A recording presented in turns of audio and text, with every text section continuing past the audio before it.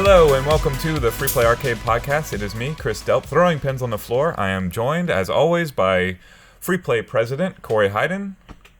Say hi, Corey. How's it going, guys? There we go.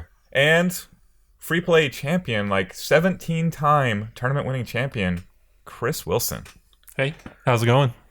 So we are here today, of course, then, with our special guest to talk about the upcoming third annual Spring Arcade Tournament Series at Free Play Arcade.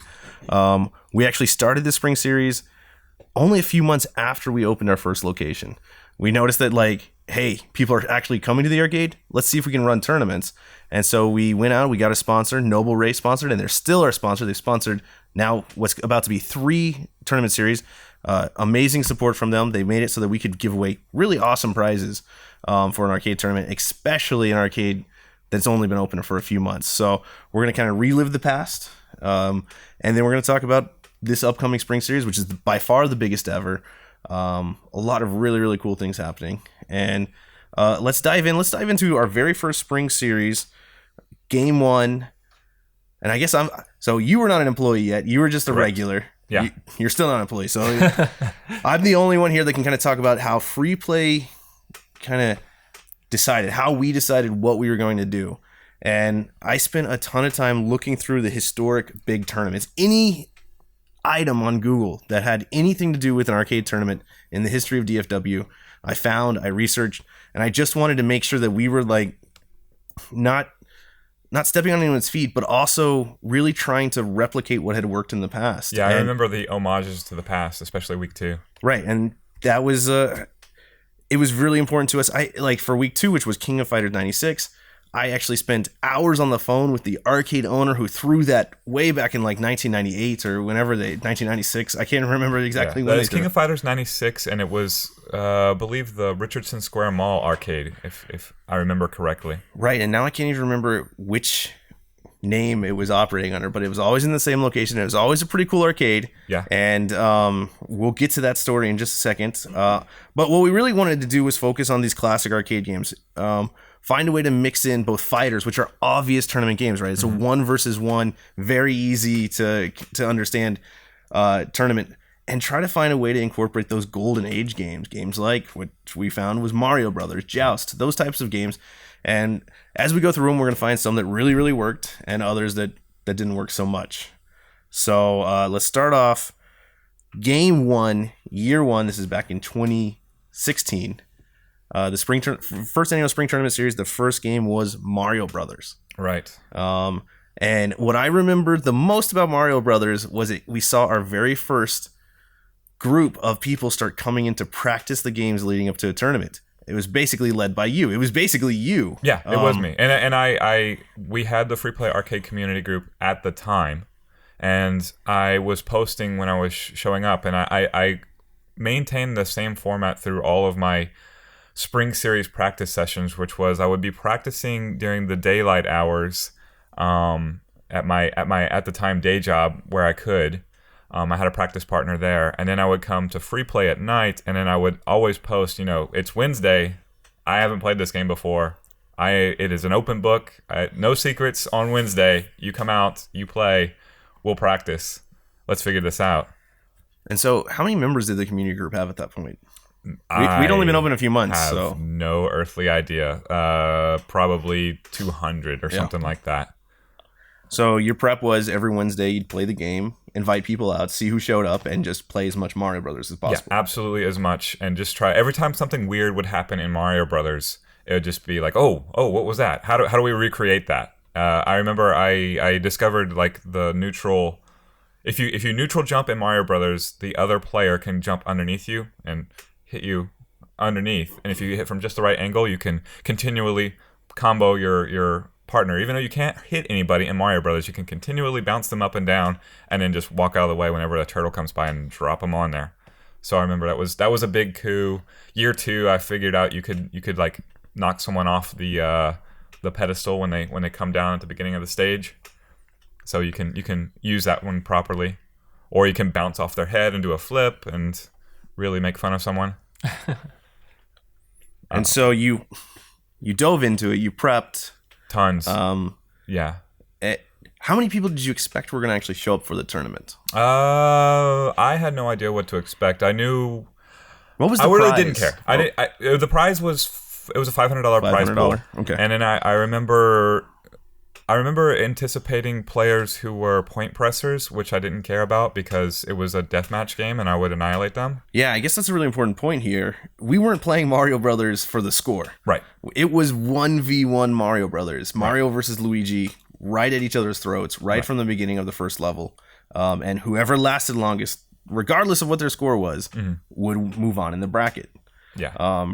We just kind of came up with it when we were trying to figure out games that actually were Golden Age games that had two simultaneous players. Yeah. Right.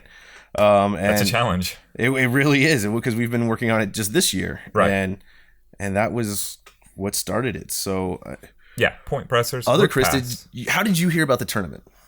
I'm trying to remember. I think it was probably through the Facebook page when I first saw the announcement for the tournament. And I thought it was really interesting because, honestly, I don't necessarily go for high scores in arcade games. And I'm like, oh, this is a cool way to play this game. And like me and Daniel started messing with it. And we're like, they're onto something here with this game. And it's like, even if you just stumbled onto it, it's like, it's a lot of fun to play it that way. Yeah, and probably the coolest part of it is now been featuring it in the spring series and having people that didn't even play in the spring series but maybe caught some coverage, caught a post, and months later are just having a blast playing Mario Brothers against each other because they now they think about it, now they know that that's like one of the ways you can play that game, and it's infectious. It's wonderful. Yeah, it's built upon itself. We at this point we've played it in several tournaments. We have several players who've won tournaments. I don't know if I've actually won one of these tournaments. I know Chris has won one. His brother Daniel won the first one. Right, so let's go into that. If I remember correctly, we had about 32 people show up for the tournament. And some people were just entering it because they saw the name Mario, which those were my favorite players because they thought it was going to be like some sort of weird Super Mario something, without really thinking about what Mario Brothers Arcade was. Right. And others were the point pressers, the high score. I mean, the people who have set our arcade high score generally were there to play, and they didn't perform as well. It was it was, I think, surprising to them because they thought they were going to do much better, and then when you add that aspect of someone just trying to kill you constantly, it changes the whole game. Well, what I love about Mario Brothers Deathmatch is you're annoying your opponent. You don't really kill them outright. Right, so you can't hurt them, but you can push them into things, bump them into other stuff, and get in their way. And just affecting their path, a point presser is so maddening to them that they tend to not do well in the tournaments. And I mean, we're totally lucky that happened to be our first game, because having that kind of a tournament happen where the crowd immediately knows what's going on, because Mario Brothers is a joystick and a button. Right. Left and right, too. It's two-way and being able to jump. And that is the entire game. So if you're watching it on the screen, you know exactly what's happening. If you're watching the players play, there's no special combos. There's nothing to learn. It's just there. That's the game. And there's something really beautiful about that. And what we noticed is, thanks to our Noble Ray sponsorship, we had unbelievably cheap beer. And all of a sudden, the people that just happened to be in the arcade were sitting there enjoying their cheap beer and watching Mario Brothers on the big screen. It's like the craziest thing. And so I guess kind of walk me through, y'all both played in the tournaments, kind of walk me through what you remember, because this was a couple years ago, of your experiences playing it. I remember, I think you and I were first round, right? Yeah. I think so. So we looked at, Sarah and I walked into the arcade. Sarah's my best friend. She was my training partner for that.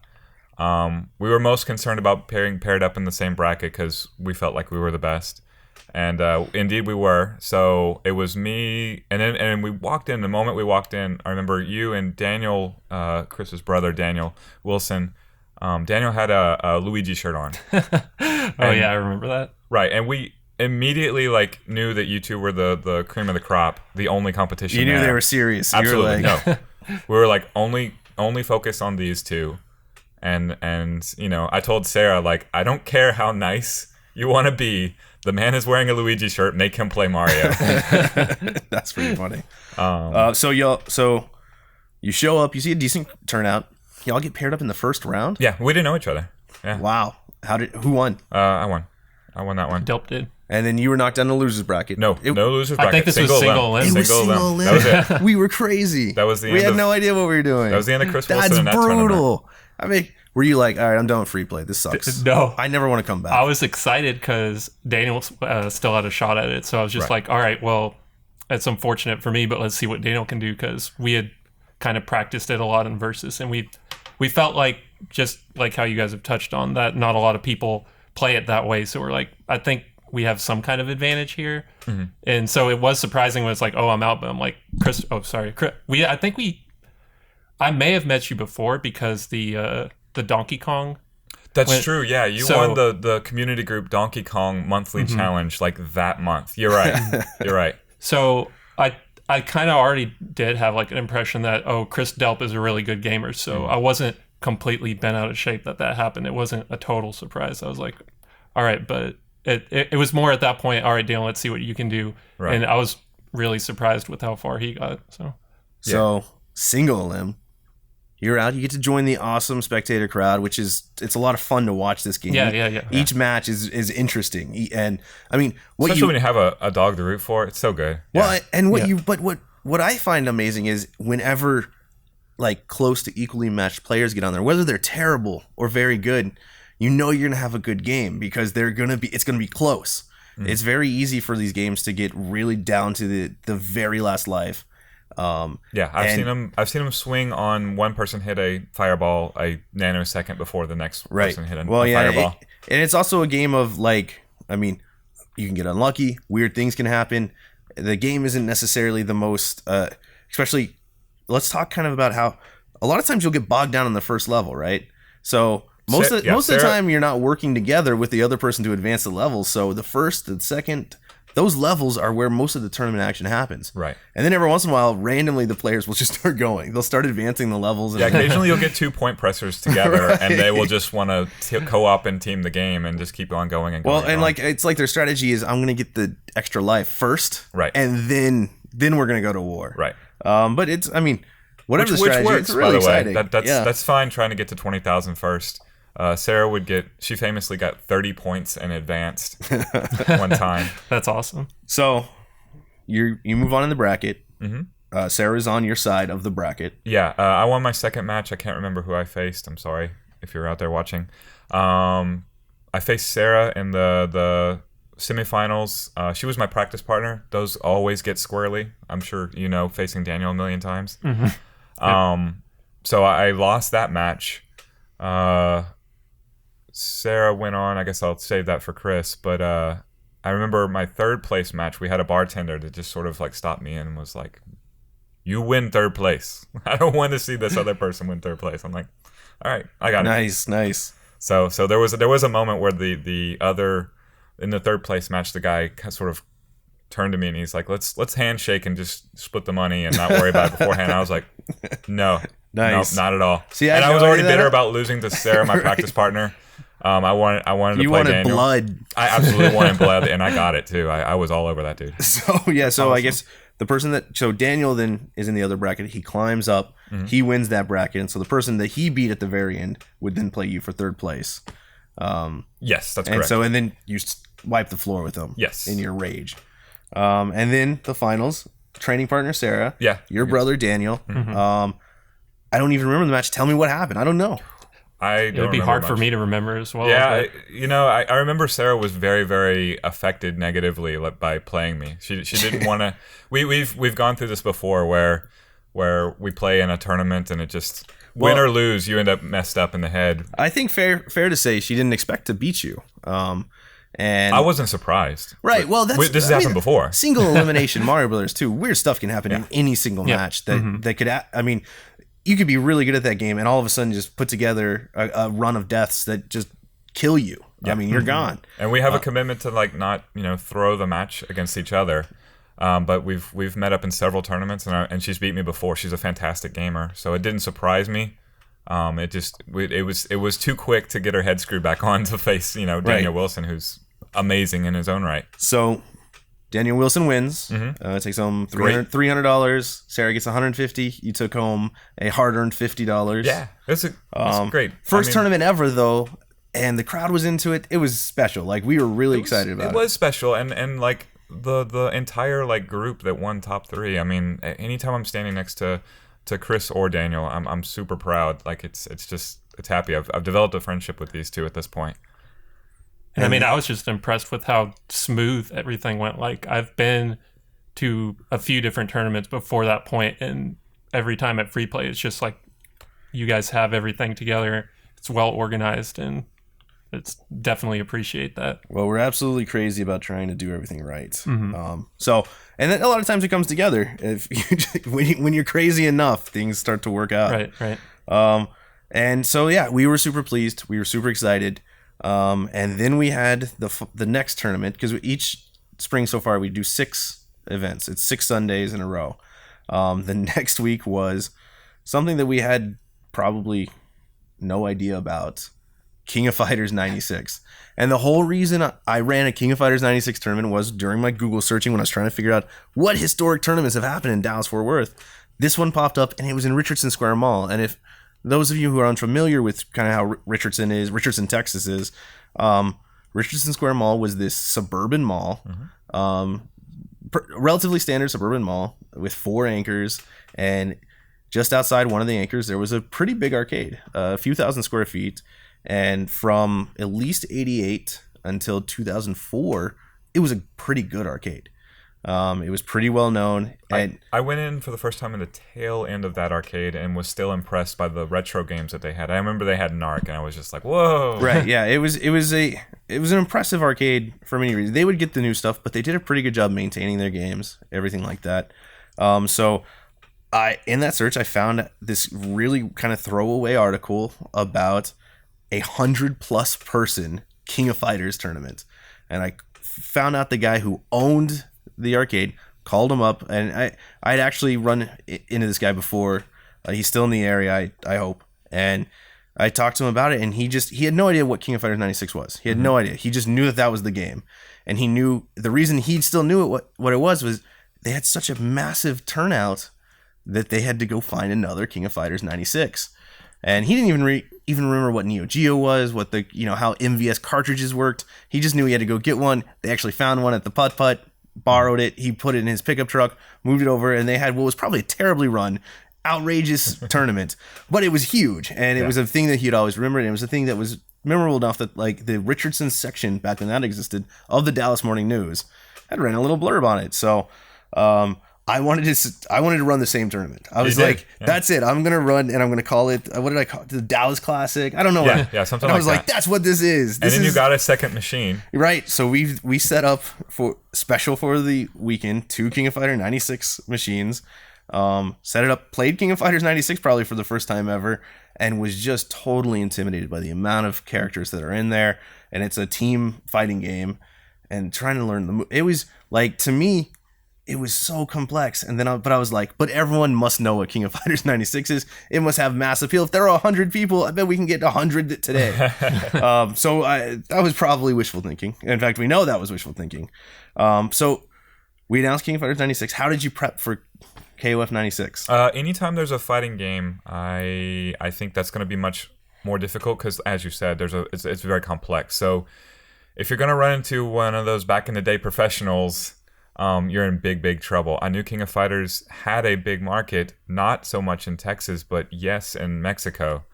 For whatever reason, the King of Fighters series and the entire Neo Geo lineup of fighters is incredibly popular south of the border.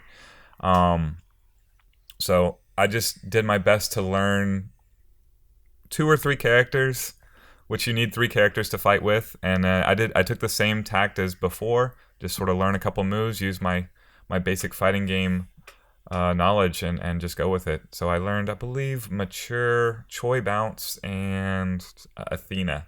That was my team, and it was ride or die. I had nobody else. There was nobody behind. I didn't know any other special moves. I barely knew how to throw a super. I just knew how to be cheap enough with those characters. Tournament came. Chris wasn't there for that one. There was one Mexican player He drove all the way from Mexico City. Do you have his name? Brian Casas. Brian Casas is not that player. He got second? No, I'm sorry. Fernando Martinez won. There you go. Fernando Martinez. Did Brian get second? Brian got second. Wow. Okay, so Brian Casas is one of the best third strike players in all of Dallas, in all of ever. And we have seen him many, many times since then. So he was one of the fighting game generalists that popped up. Showed up and took second. Yeah, I took third. You did. With your second, third in a cheesiness. row. I remember just being stunned as I won, because I won several rounds, and well, yeah. So this might happen. we didn't get 100 people to show up, but we still had something like 29 or 30. There was or a something. good turnout for that. And the only downside to it was that we had brought in 2 machines, and it made the tournament run super fast. Yeah, and it made people not be able to pay enough attention to each match. And though we run plenty of fighting game tournaments now with 2 machines and everything, we've learned kind of that a perfect tournament takes a little bit of time so that you can kind of understand the players, know who's making a run and everything like that. And we were able to just burn through people so fast that I was this one double elimination? Do you remember? It was double elimination. Yes. Yeah. Go us. Yeah, because I believe I got to the winner's bracket final, and then Brian beat me out of the loser's bracket. Gotcha. And have we ever seen Fernando Martinez again? Never. Does anyone know who he is? I have not seen him since. All right, well, if he watches this video, if you won a KOF 96 in Spring Series 1, I will comp your admission next time you come, and I'll put KOF 96 in the machine. Nice. Just so that you can beat Christoph. And he told me he drove straight from Mexico just to play. He won. Took home. Yeah. I think he was great. He was the class. Like, so, he deserved to win in every way. He took home the amazing. $300. You got your 50. Casas got his 150. So you're up to $100. Not bad. Not bad. All right. What was the next event in the first spring series? Balloon fight on Mother's Day. That's right. So that's. Tell me about realizing that it was on Mother's Day. I think we realized the week of. Like, I feel like this happens all the time where we'll schedule an event. And we normally schedule bigger events on weekends just to make sure more people can come to them, and that it makes sense for us to host them. And next thing we knew, we look at the calendar, and I think Balloon Fight, was it a free-to-enter tournament? Yes. It cost the entry of the... $10, yeah, right? So it's $10 to come into free play. And in this tournament, it was once you paid your $10 to come into the arcade, anyone could enter the tournament. And it did happen to fall on Mother's Day. So we rushed and ran a promotion, I believe, that said all moms get in free. I think we had a separate moms bracket of the tournament where we had a special moms champion. There was a whole moms tournament, yeah. And I remember the mom who won the moms tournament. Let me see, I might have her name. I know it. Do you? I trained her. Shannon Stevens. She came, I remember about to open that Sunday, and it was as we come to 11 a.m., I look out, and there's a single person sitting there, and it's her ready to come into the arcade. And she said, I don't even care about anything else for Mother's Day. I'm going to win this tournament. And there she was. She won the Mother's Day tournament, won apparently some beautiful flowers, candles, other mom type stuff. I believe second place was Chris's own mom. Was it? Who did show up. We did bring her, yes. Yeah, talked her into playing. Good sons right there. Right, yeah. Well, do you remember if she won anything for second place? I don't think so. But I mean, she did have she had a good time, and I mean, free admission, right? So it wasn't the worst thing. Did Nick go to that Nick tournament? did go, yeah. Okay, yeah. So there are 3 Wilson brothers. We basically had the whole family there. Right. Yeah. So that's awesome. That's really cool. Okay, so we have a balloon fight tournament. So in choosing balloon fight, it was one of those 2-player simultaneous games, which are rare. We were trying to replicate what we knew was already going to be pretty cool, which was Joust. Yes. Joust Deathmatch is a fun game. Balloon Fight is very similar in many ways. Incredibly similar. It has some gameplay issues in terms of just it being nearly as interesting as a Joust Deathmatch. And that's kind of what I learned during the event. Because it just ends up being the players going to the top of the screen and seeing who pops first. Right. And there's other issues. There's also other balance issues where the stage itself is not uniform. So depending on what stage you are, you might prefer to be on one side or the other just because you're going to have obstructions right above your your spawn point, and I want to say player 2 spawns quicker. One of the players spawns quicker than the other. So yeah, not a great tournament game, but it was our free to enter. We had a good turnout. I mean, I think the mom's tournament even had like 8 or so, or 10 bracketed spots, and that was pretty neat. I wore balloons. I had balloons. I see a single balloon on you at the. Okay, so one of them, I had 2. One of them flew away. Oh, I thought you cut them off every time you lost a match or something. I was going to the car to pick up something or other, and one of them just flew away, and I was just like, oh, bye. So was this a double elim tournament? Does anyone remember? Or was it a single? It was double elim, I believe. It might have been single since it was a free to enter. I think it was double elim. I honestly can't remember, but yeah, I do remember. Chris, you won that one, and did Daniel get second? He did. So Daniel is in the building as well, and we were all kind of like trying to remember together, and we couldn't figure out. I thought Daniel had got second. He thought I had got second. We knew that the 3 of us had gotten 1, 2, and 3 though. Now, so we have had now 3 events. Christoph has had 3rd in all 3 events. Correct. Probably much to his extreme anguish and anger. But I mean, it's consistency, and that's well, yeah. So these are very different games that he's been playing, and to get 3rd place on KOF 96 and then Mario Brothers and Balloon, that's awesome. Yeah.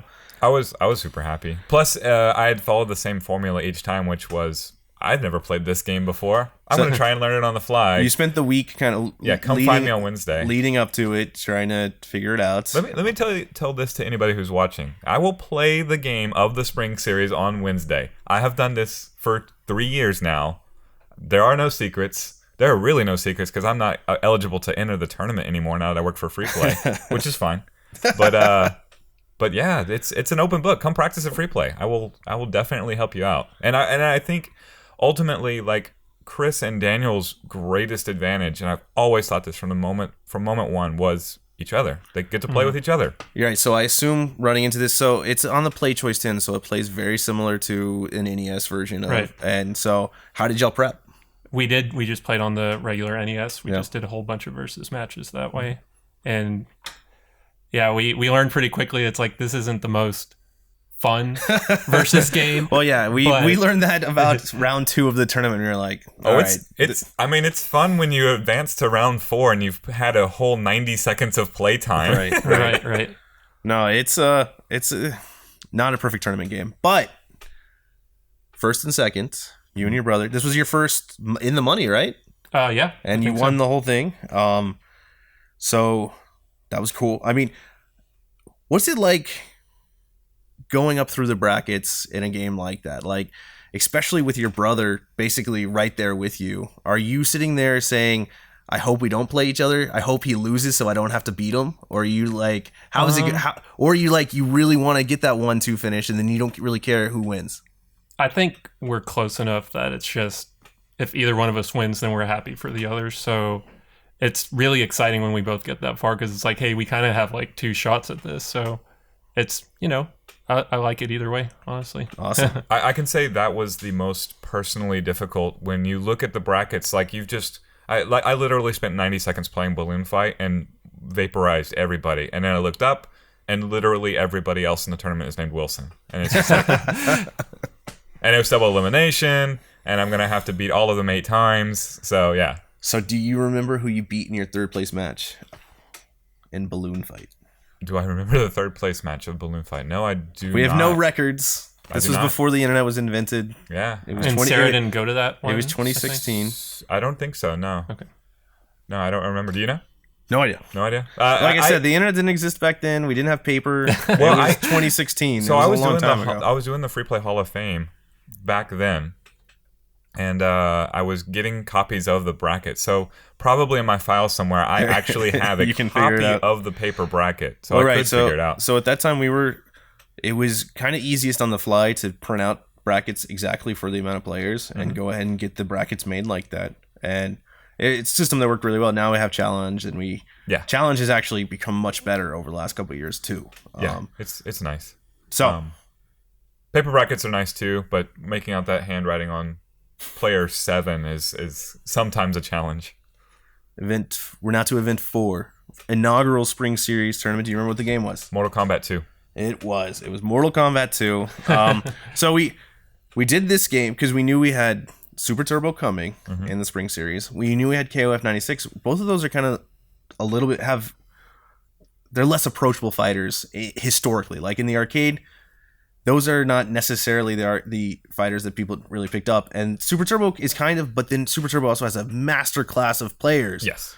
So we wanted something that would throw some variance into the fighting game. I feel like MK2 is the game that you were looking for when you got that first KOF 96. Like that's the one that's entry level. You can learn it like that, and you never know who's gonna win. It's just right there. And there's no, like you said, there's no master class. There's I've played it for a week and I've mastered it because it's pretty simple. Well, yeah, I mean it's fast deaths, simple moves.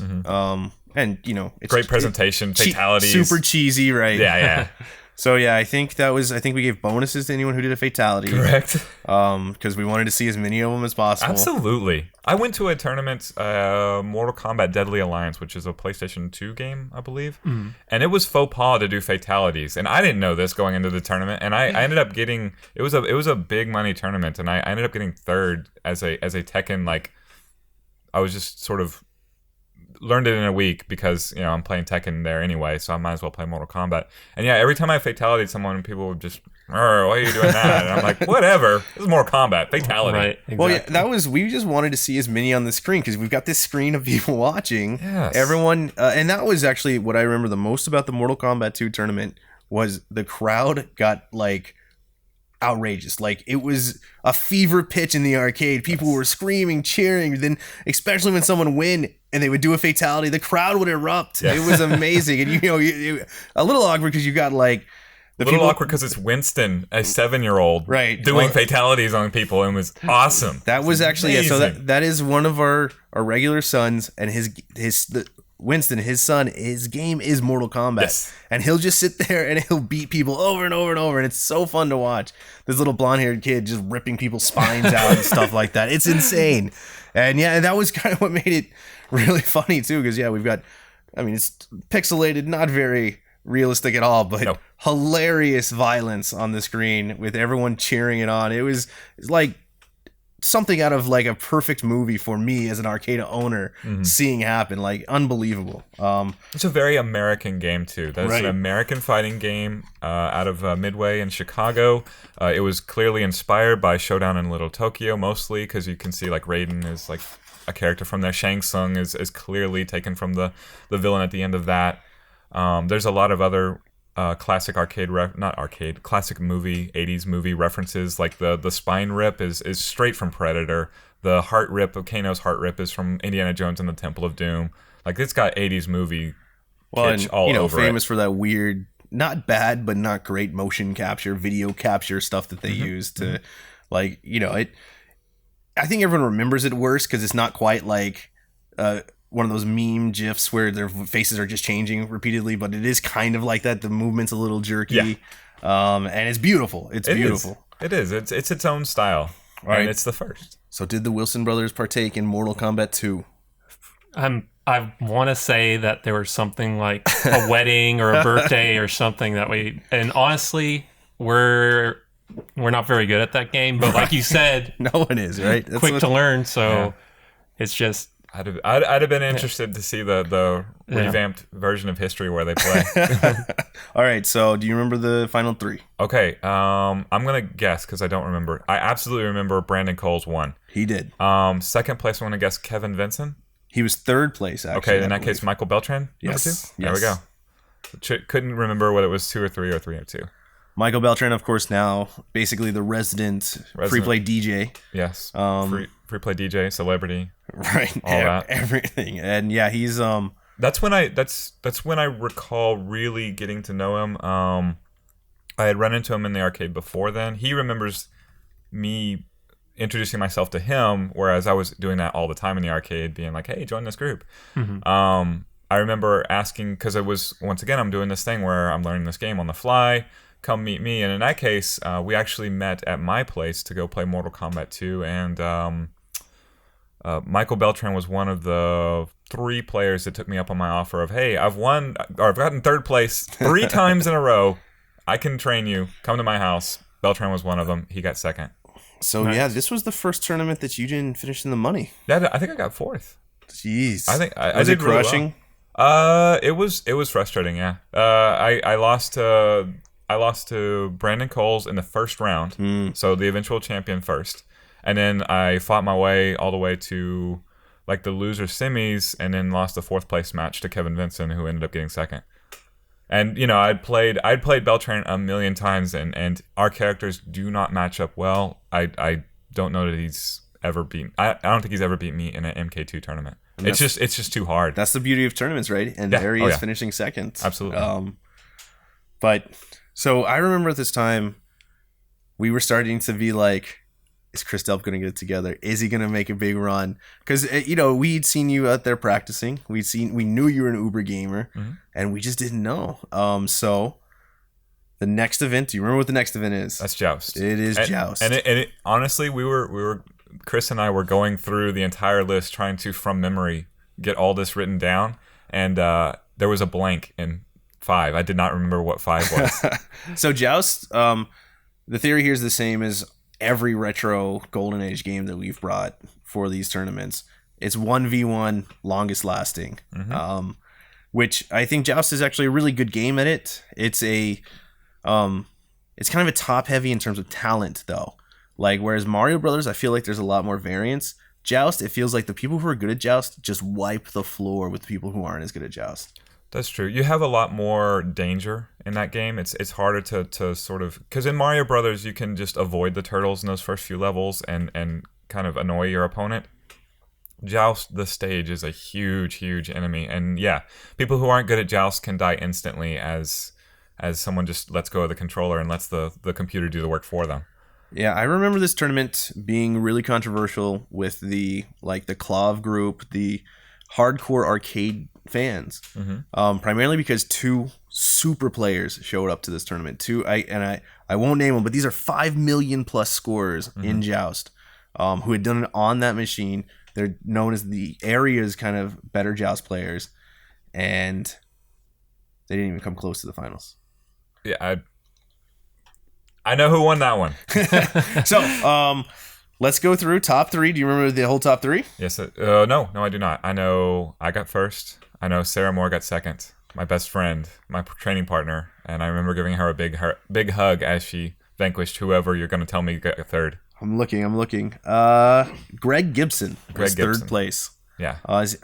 Is he in the community group? I don't think so. I see him. I kind of recognize him, but I don't know if. I don't think so. I remember getting his contact information because I had also been filming these, and at that point, you had a stream up on the wall. Right. We weren't putting this on the internet. It was just a local stream for spectators in the arcade to watch. It's literally being projected up onto the wall, but Right. there was no recording of it at all. Also true. Yeah. So after I realized that there was no recording, like there is no film footage of Daniel's victory, sadly, on Mario Brothers. It just has to be word of mouth. But at that point, I was just like, I got to do something. So I'm literally holding my iPhone camera up like this. So my arms are like shaking. By the finals, I'm just trembling. And part of the cathartic hug that I give, Sarah at the end of that tournament is just like, I don't care if I win or you win, but like I don't have to hold the camera up and fight at the same time. Well, so in a lot of ways, this tournament was you learning the nuances of the 1v1 game rather than necessarily learning how to play Joust. Because as I look through this, I remember Greg Gibson. I don't even know if he's good at Joust normally, but he knocked out probably one of the top 5 Joust players in the entire country along the way. And because it's the whole game changes when you become adversarial 1v1. So I assume you and Sarah played a little bit beforehand. We played a lot. You did your Wednesday? Yeah, we did a lot of, because we were planning on 1v1. I'm sure it's this way with you as well, Chris. We didn't think about the points at all. We were thinking about the angles at which you hit the platform and how that's going to bounce off and how that's counterintuitive. Like I remember developing a strategy where I would just fly into the platform as someone pursued me, and I knew at what angle I'm going to ricochet off. I knew it would be really awkward, and my bird would float upwards very, very quickly. so I could trick someone into like chasing me, pursuing me from above, and then instantly teleport above them and get the kill. We also I think a lot of decent Joust players know this. If you land on the platform, the middle platform on the left side of the screen, you can kind of scoot onto the platform all the way to the other side and then slide underneath the platforms. And if somebody is just sort of lingering there, you'll whack right into them. I know Sarah took out an opponent just like that, who was just lingering in what he assumed was a safe space, and then Sarah just came swooping in and pow. Now, did the Wilson brothers attend this one? No, but I did want to note you got to play the creator of Joust at a different event, I think. No, I did not. Oh, I got to play Lonnie McDonald. That was a rough tournament. Yeah, this is a Let's Play Game Expo 2016. And Lonnie McDonald is, I don't know if he calls himself Mr. Joust, but he's basically Mr. Joust. Yeah. He travels around the country. We've mentioned him on the podcast before, rolling Joust cabinets all throughout the country. Rolling it at 10 million points takes him about 5 hours. He can do it without breaking a sweat. He's fantastic. He told me the other day, because Joust is going to come up here again shortly. I contacted him and he told me he wasn't going to be in the area, and he said he hasn't lost in however many years. I'm not afraid of him. I'm not. I did play him the Let's Play Game Expo tournament, and that was tough because they had another Galaga high score tournament happening at the same time for an arcade cabinet, whereas the prize for winning Joust was play the creator at the game, which was great, but the prize was not. It was a poster. Mm-hmm. So there was definitely a decision made where it's like, I'm not going all out on this one. I just made $600 a week before at free play, so I did win the Galaga tournament, so I'm happy. So within a week you'd won basically $600 at Joust and then a Galaga cabinet at the Let's Play. I paid my rent twice over, and I that's exactly what I did. I sold the Galaga cabinet on the spot to Mortal Kombat second place winner. Runner up. Yeah, Michael Beltran. Has he picked it up yet? He finally picked it up about 3 days before I won another arcade cabinet at the next year's Let's Play Game Expo. And I promised my roommate that I would not bring that one home, and thankfully you bought that one off me. Free Play does buy a few arcade games here. Yeah. Okay, so that was Joust. Mm-hmm. And then the next tournament kind of helps shape a lot of our focus for this Spring Series tournament that's about to come up, and kind of our community group in many ways for the next couple of years. Super Turbo was the final event of the first Spring Series. Yes, and that was an amazing day. It was an amazing tournament. The turnout was huge. It was inspiring, obviously. We've been playing the game nonstop ever since, and it is the most impressive tournament performance I've ever seen from Chris Wilson. He won that tournament, and it was inspiring. So it was kind of interesting. Jack Pham, who got second, and we can kind of go through. Hey, there's his name. So the top three: Chris Wilson, Jack Pham, and Kevin Vincent. Mm-hmm. And this was early in our arcade life, right? So we were only a few months old. We were still learning about like what people really liked, especially fighting games, because everything's so nuanced. Everything is so particular. So we rolled out Big Blues because Big Blues are historically the all-time greatest American arcade fighting cabinet. And we're there running American sticks, American buttons, which we've since been taught a lesson by the fighting game community. Yeah, it was Turbo 2 settings, so a little bit slower than normal, the international standard for that tournament. IL Euros, the American sticks, American buttons. That's kind of funny. And the American traditional stick made in Spain based on a Japanese design. But yes. Yeah. The IL Euros with some generic IL Euro buttons too. And so the cabinet wasn't set up necessarily in what most Street Fighter 2 players would want. And of course, the upcoming tournament is just filled with candy cabs because but there was something very pure. It was a legit American cabinet. It was not an unfamiliar setup for old school players. I want to let me tell you about my experience in that tournament, which was I looked at all 5 of those initial ones and thought I can be a dark horse and possibly win any of these learning in a week. And then I looked at Super Turbo and I thought, there is no way in the world I can win this tournament in a week, but I will try because it's fun, right? And then Chris Wilson shows up. I don't think Daniel played. He wasn't even there. No, he wasn't there. So, given my general knowledge, I mean, I knew you were great, but I didn't know if you had I didn't really honestly think you did have a chance. And so I want to throw everything his way because I really want to know his experience in that tournament. Well, let me paint a little bit of a backdrop. We've done a little bit of marketing. We had pre-sold about 40 tickets to the tournament, which was great. We were happy with. And then another 24 or so people show up. So we have a full 64-person bracket for a Street Fighter II tournament at a new arcade in 2016. It was mind-blowing. Like, we were like, whoa, this is huge. I mean, and it was kind of like, a lot of people were showing up just to support the existence of tournaments. Like, this was the one that they picked to show up and just see where they stood. That was awesome. And the night before this tournament, a guy named Jack Pham comes to the arcade with probably 10 of his best friends. Mm-hmm. They collectively could have killed like 5 cases of Dos Equis, 6 cases. It was insane. And I mean, they were just crushing Street Fighter, mm-hmm. and they were good. And so we walked up to him and we were like, dude, you got to come to the tournament tomorrow. He's like, there's a tournament tomorrow. And we're like, yes, you got to come. And he's like, what time is it? And I think like we were trying to get people there by 11 so we could start at noon or something like that. And I was like, before noon. And he was like, no way. I'm not going to be there. I will not be able to make it. And we closed back then. We used to close on Saturdays at midnight. And as we got close to midnight, we pretty much had to tear those guys off the machine. It was, there was a massive crowd around them. Cheers. It was, and we were like, wow. And we're running a tournament the very night. It's so cool. So he shows up and does well. We invite him. He shows up and we don't expect him to stand a chance in the tournament, mm-hmm. but we had no idea who was going to be good at all. And so then you show up. What did you think when you saw the massive crowd? I kind of knew that I was in for a long haul just because there was only one machine for that, right? It was just the Big Blue, yeah. And it was double a limb. And I think it ended up going to 8:30 or 9ish or something like that. So that was kind of like, oh man, this is going to be an endurance run. But I was really excited because I kind of started playing Super Turbo when HD Remix came out. Mm-hmm. For like 360 and PS3, and like I took to it and I really enjoyed playing it.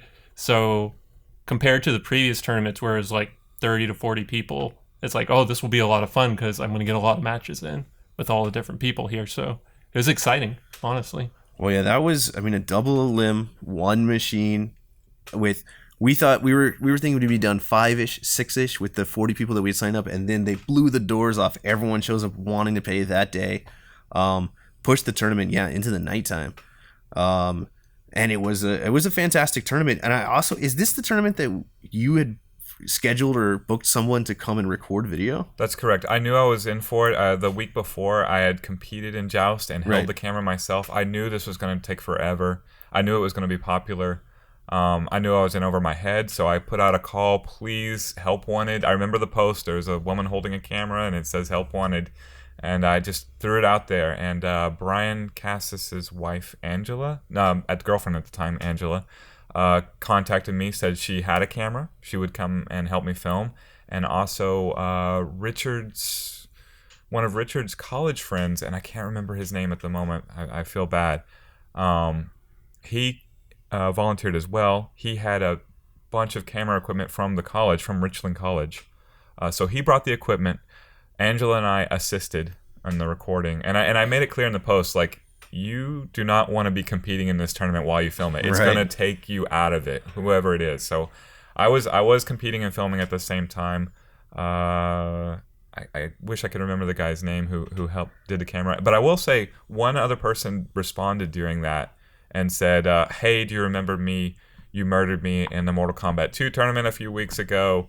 I can't work a camera, but I can do artwork, and that was Josh Featherstone. That's when I really came to know him. Which he's now a huge member of the community, does all sorts of art help for both Free Play, the community group, everyone. Yeah. These shirts. He did, in fact, design the Team Free Play shirts. He's also married to the Tapper Queen, right? Lauren Featherstone, who has set the world record on Tapper. Probably definitely the most celebrated world record that's been broken at free play. Yeah. One of the most celebrated world records has been broken. Period. Yeah, it certainly in the last decade or so. It was a big one. I mean, not too many are in newspapers the way that was. Yeah. But Super Turbo, Chris just cooked a bunch of people. So who's your main?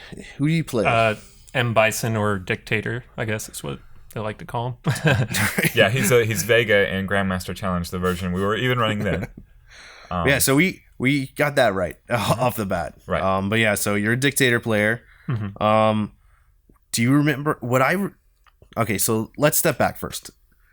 You're working your way through the brackets. How did you feel kind of in the middle of the day? Did you think you had a shot at winning it? Were you wiping the floor with people, or was it hard? I don't ever remember feeling like, oh yeah, this is guaranteed in the bag at any point. And even just like showing up that day, I'm like, whatever happens, happens. But I think it dawned on, I think I even went to you and I'm like, wait, so if I win this, am I in grand finals? And so I guess that's kind of how out of it I was. I didn't even realize how far I had advanced in the bracket at that point. Well, yeah, winners brackets are super strong like that, right? Yeah. All of a sudden, you're way far in the tournament, and there's a ton of losers bracket work to get done. Yeah. So you make it to the finals, and I think I've only watched a video of it, but Jack Pham shows up, and at this point, I wasn't there at the time, but it's my understanding that Jack Pham had enjoyed the Noble Ray specials all day. Yes, he He did. was really into it. He and all of his friends who did show back up. Right, they all in came. some state. It was amazing. And they were fantastic players. And it was a great audience. They were a great crowd. I mean, as good as you could ever imagine. And because they're also not, I mean, they're good, but they're not taking it too seriously. No one's getting really upset about anything. They're just there to have fun, and anything that happens beyond that is a bonus. So did Jack Pham, did he not reset the bracket? Or I think he did. Yeah. And then it came to a true final, right? And did he change his character at the last second? No, Chris changed his character. Oh, was that what happened? I think he did, actually. I feel like Jack Pham was having success, and then for whatever reason, he just changed characters. He was Osagot, Osagot and he was doing tournament. really good. I managed to take like one match off of him, and then one of his friends from that group's like, Ryu can beat Dictator, pick Ryu, and he went with Ryu, and I was like, oh no. Yeah. I had more experience with that matchup, so I'm like, this could be good for me, but it was like, I felt bad for him because Well, you never change something that's working. Right. Well, Jeez. I initially, so he reset the bracket on Chris. Chris started with Dictator. I think you went Dictator, lost, and then DJ lost. I don't even know if you actually went to DJ. I do know you definitely went to Claw, and at that point we were like, "Whoa, he's scrambling." Yeah, And, I was scrambling. A bit there. That's what was so intense. Like that was like, I mean, the perfect finals for such a big tournament. I mean, it was a final to remember, and drama everywhere, insanity. Jack Pham enjoying Noble Ray products at a very good discount. Has he been back? Do we know if he's been around? Well, he's not from the area. They come in is that from what Houston. happened? Yeah. I don't recall him being back. They would tell us, that whole group was telling us, yeah, we're not that good. There's our friend Nick in Houston. He's amazing. Like he would destroy all of us. And so they put us in contact with Nick, and Nick has subsequently come out, and he is a unbelievable Super Turbo player. And I don't think I've beat him one single round. Nice. In all of my travels. Well, and then Kevin Vincent rounds out the top three. Pretty good tournament series for him that I didn't even realize had happened. Yeah. He came for all the fighters and was a force in every single one of them. So that is the first spring series. Exciting, awesome. Total surprise that it worked, because it was really kind of outrageous that we would even propose doing something like that. Given how young we were. Yeah. Like when I look back and I think what the heck were we thinking? And it was like it's what always happens. Like I was like, all right, this is all working great, and I never think for a second, let's stop and just stay there and do great. I was like, what's next that we need to conquer? And it was like, we got to do arcade tournaments. We got to bring arcade tournaments back and make them insane. I really hope this brings, I hope people notice this and spread it around, and it brings notoriety, because this is a series of classic arcade tournaments. And yes, Super Turbo is one of them, and it's great, and you should get out and play. But it's always fun to play all these games, and there's absolutely room to learn the game that week and still place. It's so much fun, and it's so under noticed in my opinion. It should be noticed even more than it is, and we have good turnouts, but holy cow, I wouldn't miss it for the world. I believe the photographer you were looking for, or the videographer, was Jeremy Haldeman. Yes, you're correct. Haldeman was the one you're not forgetting. And there's this really cool shot that I'm looking at on our Facebook that is framed by the Super Turbo Cab. A huge crowd, a big camera, beers everywhere, like an actual spectator crowd watching a big tournament. Mm-hmm. Oh, it's amazing. All right. Thanks for not throwing us out in that camera. Well, yeah, it looks like a... By the way, so he's not a tall man. Chris and myself are both 6'3", I would guess. No? Taller? Oh, I think only like 6 feet, maybe. But, okay. He's being modest. He plays taller. Definitely over 6 feet tall. The cameraman, what was his name again? Jeremy Haldeman. Jeremy's holding the camera as high as he can, and the worst video of the entire day is definitely Chris Wilson versus Chris Delp, because you cannot see over our shoulders. All right, now I'm pulling up the second series. All right, let's start the second spring series. We learned a lot. Mm-hmm. I think during the spring series or right around there, we hired you, but you weren't going to start until like right at the end of the spring series. Correct. Yeah. I think it ended April 31st. We had agreed in principle that I would not start until May 1st. All right, and I think so what was the tournament lineup? Do you remember? Does it start with Mario Brothers? I think it does. Yeah. I will pull it up exactly right now. Mario Brothers. And so let's see how close you can get of just listing all the actual games. Yeah, so Mario. Second was Marvel vs. Capcom 2, I'm guessing. Third was... I don't know, which means I probably did well in that game. All right. Weird. So we had Mario Brothers as event 1.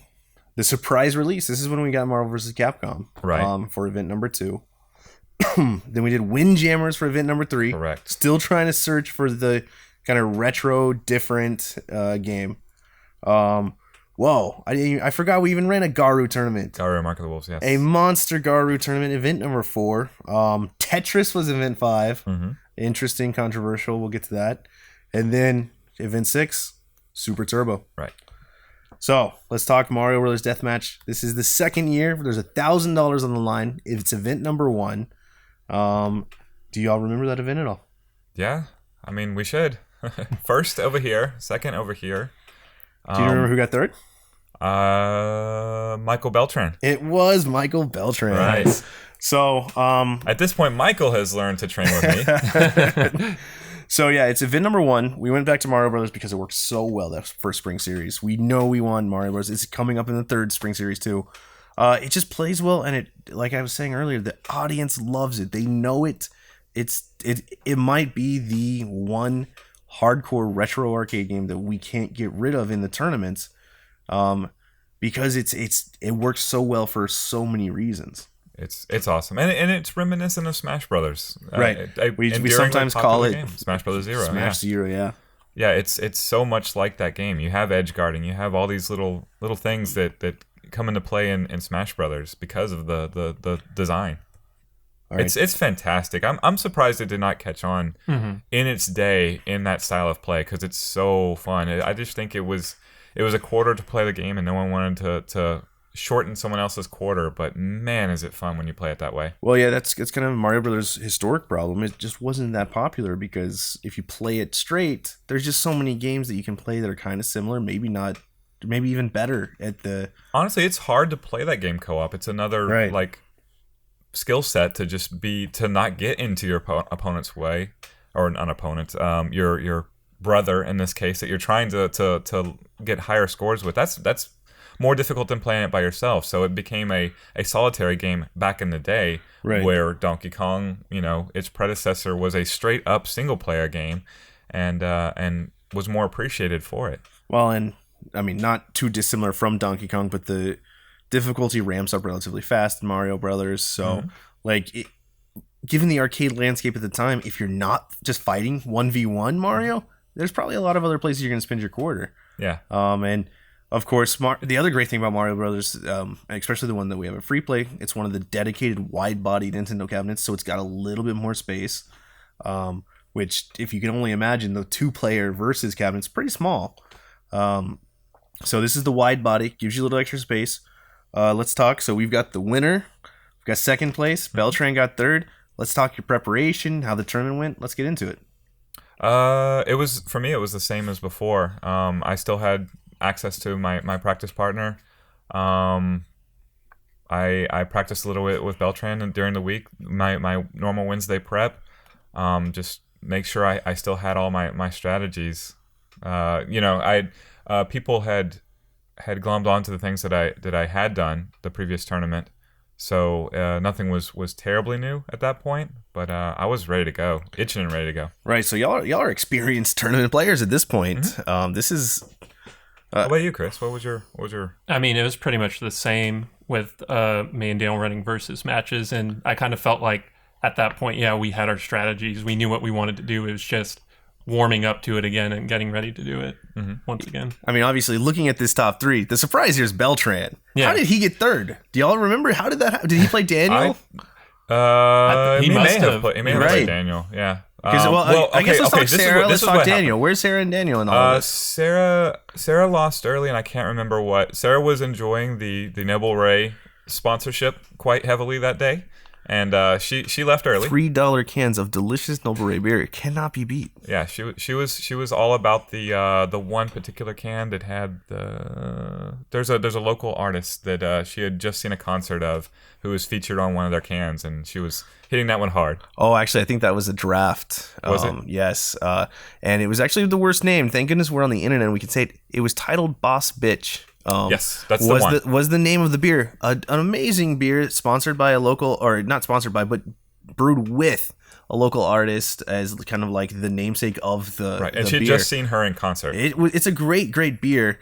Unfortunately, Facebook flagged everything we tried to run promoting it because it used the word bitch in the name, and I kept trying to be like, we're targeting 21 plus only with blah, blah, blah. And they're like, no, you cannot use that word. And I was like, but okay, you win, Facebook. And I mean, we sold a ton of that beer. It was a great beer, and it was strong. It's like 10%. I mean, a beast of a beer. Sarah bought the first keg of that, and that was the end of her day. So now we know how to beat Sarah at Mario Bros. We just make sure we have a good, strong beer. You're asking the wildness of Beltran. Chris we end up in the bracket once again together, but Chris goes down to I don't know who. Oh wow, you climbed out of losers, huh? Yeah, I did. Yeah. Wow. So he was out of the winners bracket, and Beltran at this point, I trained with Beltran, and I just sort of pointed at the bracket, and I was like, "Look, there's no one in front of you. Now I will meet you in the final." You're right. So yeah, Beltran got there. He skipped so many matches because he rode the winners bracket to the final two, right? Right. Correct. Yeah. Yeah. Meanwhile, Chris over here had to do all the work, climbing back out, playing an extra 17 games of Mario Brothers. And if I do remember correctly, I do think it was Beltran and Daniel in the losers bracket final, or the no Beltran and Chris, because he climbs out of the you're right. The it would have had to be.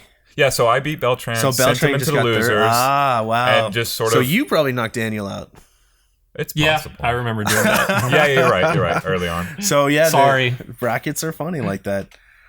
So it was a great tournament. Another great turnout. I mean, in general, we've had surprising turnouts, solid turnouts for all of our tournaments in these spring series. It's incredibly fun. You don't need to really practice too hard on Mario Brothers to figure out what you're doing. It is the perfect arcade tournament game. I love it so much. There isn't anyone I wouldn't recommend to come out and try a Mario Brothers deathmatch tournament. Well, and one thing that surprised me about the first two, and I mean, I don't know how true this is, but I know there's a pretty big Smash Brothers scene in our area, so I'm surprised those players didn't show up, and I kind of hope they will for the most recent one. I hope so. It's so similar. Like you can pick up those rudimentary skills and bring it to Mario Brothers very easily. Well, and Smash, amazing game. A game I think probably everyone in our generation has had a decent, especially the gamers, has had a ton of exposure to.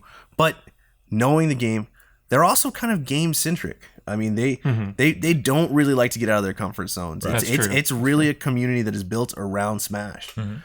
So Yeah, I think it's just going to take a little extra work to get them over. I feel like they would love it if they'd come and play it. I feel like this is a Smash Brothers game. It is Right. very clear. It's the same developer. It is the same characters. It is the same design. Your character spawns the same way. Featherstone to make an actual Smash Brothers Zero It thing, is and then Smash Brothers. It was not Nintendo. named that. You know what? It was a failure in the arcades because no one picked up on the fact that it's incredibly fun and competitive. It wasn't until they added other Nintendo characters, made it an all-star game, and tossed it on, what was it? It wasn't the SNES. It was the N64, correct? The first Smash? Yeah. That's when people realized, holy cow, this is a great format, except we can't have tournaments on 1v1, v1, v1. Let's instead just shorten it down to 1v1 and change the rule set to make it back into Mario Brothers. Well, you're not wrong. And I think we need to make sure, as we promote it, because we do have this third spring series coming up, we make sure we reach out to them and see if we can get some of those hardcore Smash players out and get them addicted to the greatness of Mario Brothers. So good and so simple. Game 2 that year, Marvel vs. Capcom 2. So at that point, that was certainly the most requested game that we hadn't put out yet. Yes. And Marvel vs. Capcom 2 runs Naomi hardware, notoriously a pain in the butt. Just in every way you could think of it being a pain, it is a pain. But we had said that we were going to bring it out, and we thought, what better time than the spring series? See who shows up. We threw $1,000 down for the prize pool. We threw $1,000 on that previous Mario. And I think you were, huge in getting the knowledge out that we now had a Marvel vs. Capcom 2 and kind of getting the tournament built up. Yeah. I was reaching out to everybody I could find about Marvel vs. Capcom 2 because I knew it was a huge game. Also, I don't have any experience in Marvel vs. Capcom 2. I still to this day don't really understand what's going on. I was aware that Chris played it back in the day, and of course he had won the Super Turbo tournament, so I wanted to see how good he could do. I also wanted to give him people to play against. So yeah, I reached out to. I even offered to anybody who wanted to fly in to play. I was offering them a place to stay. Nice. Come stay with me, and you can come be in the tournament. Well, yeah, because $1,000 Marvel vs. Capcom 2 tournament—that's a large tournament for that game. I mean, it's still a well-loved game, but it's not like there are a ton of big money tournaments left. No. I don't think there's been another one since. Has there? Do you know of? A big money? I don't. Not think like so. that. Like pretty much whatever the last Evo that it ran at, I think that was it. So yeah. So we run MVC2. Were y'all both there? Yeah. We were both there. I was there. I don't know if I competed in that one. I did. You might not have. You might have just been there because you had invited so many people, brought so many people to try to play it. You might have just been kind of there. Yeah, I was doing the meet and greet thing. You were doing what is now your job a little bit before you were officially hired. Oh, well, I was doing that all along. I know, that's true. It's true. Yeah, I was excited. As a spectator, I was enjoying the fact that I was a spectator in that one. Because again, Chris had played ST and won. I wasn't going to have to face against him. Even if I did decide to play and I played him, there was no chance. I didn't understand the mechanics of the game. And I knew this was his game, so I really wanted to see that. So, tournament starts. What did y'all pick up on anything? I'm primarily alluding to Tone? A dude named Tone. Yeah. Okay. So the first match was Video is his screen name, I believe. Oh yeah, he's really good with all the low tier characters. Right? Correct. Yep. Yeah, and he's the first match he plays against. I can't remember whom, but he perfects his opponent with an infinite combo. And I was just like, yep, this is the MVC2 I remember. MVC2 is here. He looks incredible too, by the way. His dreadlocks and his style. He's an MMA fighter in real life. And he just looks incredible. He perfects this guy in a matter of moments. And I walk up to him afterwards. I'm introducing myself to everybody because I don't know anyone other than Chris who plays Marvel vs. Capcom 2. So I introduced myself to him. And I was like, so are you going to win today? And he's like, no. There is no way I'm going to win today. I'm like, really? Dude, you look great, right? You just hit somebody one time and perfected him. Like, how is that possible? And he just looks at me and he's like, Tone's going to win today. Okay. And that was when you learned about Tone. Correct. Yeah. So, kind of interesting side note here. We knew how the player tiers worked, and we knew that there were very similar teams that all the top players play. Josh, our tech, and tourney organizer was there, and he'd come up with, he would buy you a drink at the bar if you won with all these ridiculous teams he had made up. Yes. And he had branded them, labeled them. It was beautiful. And he would buy you whatever you wanted at the bar if you won with one of those teams. And basically, as soon as everyone realized how good Tone was, those got a ton of play. Yes. I mean, Josh went broke that day, like 50 drinks for one. It was crazy because everyone just started joining in because it was very quickly apparent that this was a one-man show. Yes, and I remember one of the main people like taking advantage of playing oddball screwy teams was Daniel Wilson, who was quick to jump on Servbot. Servbot, I remember his match with Servbot, and it was like the most exciting match for me of the whole tournament because we had one tournament was basically people just getting wrecked by Tone. Yes. The other tournament was people playing ridiculous characters and Servbot just beasting and trying his best to try to win that round. It was amazing. And it was really, really impressive. And it's probably a good idea for future MVC2 tournaments, given the Tone lives in DFW. Is he considered the best in the world? No. But he's up there. He's up there. He's one of the most famous MVC2 players ever. Well, I know he's done some pretty impressive money matches. Yeah, he's in the most high dollar money match, I believe, of all time. Yes. The $50,000 money match, the infamous one that went on for forever. Against a Fnatic, yeah. Yeah. That was a fun introduction. And we still love MVC2. You just ran an event on MVC2. Yeah. On last Tuesday. Yeah, with a lot of the guys that I met that day. Our defending champion was Joe Gonzalez, who was a player who played with Chris back in the day. I remember meeting him that day and just meeting all these players. I remember meeting Joe, and he and one of his playing partners were doing kind of like heart motions into the camera and stuff, thinking that no one's watching. I clipped it, made a GIF of it, played it like 6,000 times. Joe didn't join the group at the time, but I still was running this GIF anyway. Right. And so I knew him just based on that day and remembered him the entire time. He shows up one day, like 9 months later, and he's in the arcade. He happens to be wearing his same like Captain America shirt.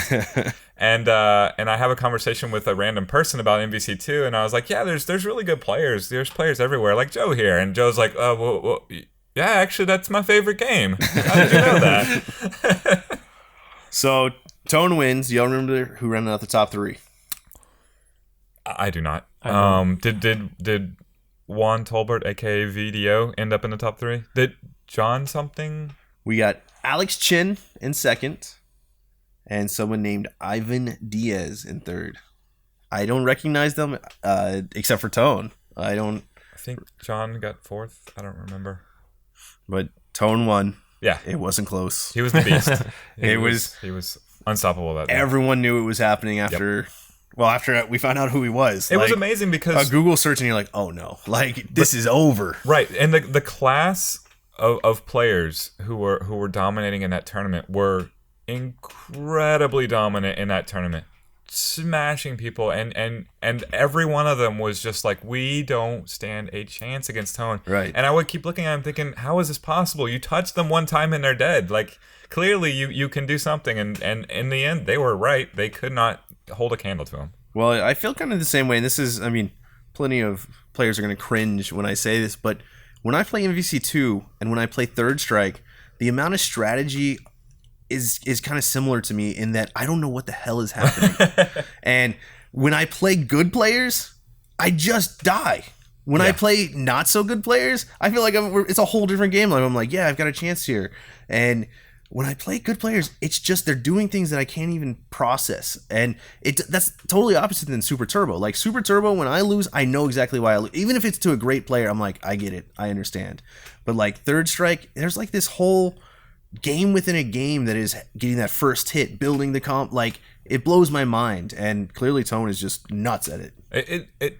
With Third Strike, it's 1v1, so I can understand it there. With MVC2, things are happening off screen. Right, there's two characters, people are jumping around. in and out. Right. Chris, you're the player here.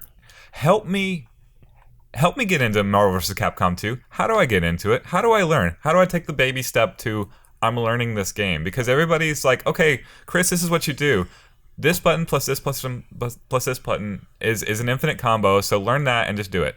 I think I mean, when you look at Tone and like even Joe, Joe used to play a lot at that Richardson Square Mall where they had the King of Fighters 96 tournament. So I think like I'm really not all that experienced at MVC2, but I think it really is just, it goes back to they've been playing this for, it came out in what, 1999? Yes. So they've been playing it for almost 20 years. So if you don't have that experience, it's kind of hard to jump into the game. Yeah. When you first played, like, how did you go about learning the game? I'm trying to think like Did you just pick three characters that appealed to you because of your general gaming experience and just rolled with them, or? I played it in Dallas in a Deep Ellum arcade, and I saw, oh, Mega Man's in this game, so I want to play this game. And a guy in a business suit on his lunch break picked Cable and destroyed me with Cable in that game. So at that point, I'm like, I want a Dreamcast and I want to play this game and learn it. And I mean, all I can really say is, yeah, just practice. That's all we really could do is like, it's just all comes down to experience. Gotcha. Well, and that's kind of the beautiful thing about that series of fighters, because the Dreamcast had such beautiful ports that people were really able to get a very close to arcade experience at home. I mean, there's actually so much shared hardware between the Naomi and the Dreamcast that it's, it's as close as it probably ever will get to. Is it as close as the Neo Geo is to the Neo Geo? No, that's basically the exact same. But it's really close, right? The Naomi and the Dreamcast. Well, and Neo Geo, both of those were outrageously expensive. But for the Dreamcast, it was attainable. So like normal people would have it and be able to play the games and then go to the arcade and be good at it, which was really awesome. All right, so we're about about halfway done. We're going to wrap up this section, take a quick break, and then come back to y'all with the next Spring Series podcast. Cool. All right, cool.